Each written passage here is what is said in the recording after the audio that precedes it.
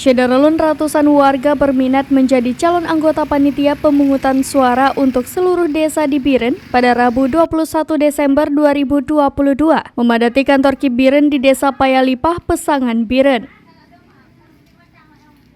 Para pelamar dari berbagai kecamatan dan desa sebagian sudah melakukan pendaftaran dan membuat akun melalui aplikasi Siakba, menyerahkan berkas secara manual ke Sekretariat KIP Biren.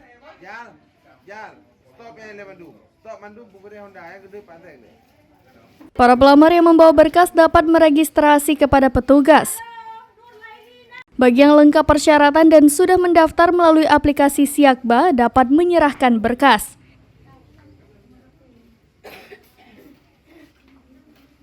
Petugas memanggil satu persatu untuk menyerahkan berkas dan kemudian diverifikasi lebih lanjut.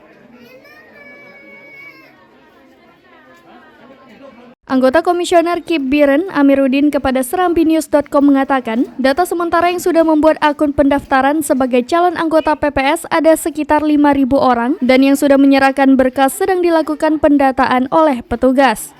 Jadwal pendaftaran dan penerimaan berkas sampai tanggal 27 Desember 2022.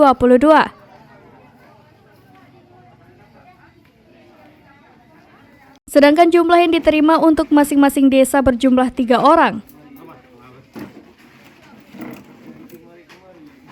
Jumlah seluruhnya untuk Biren sebanyak 1.827 orang untuk 609 desa di 17 kecamatan.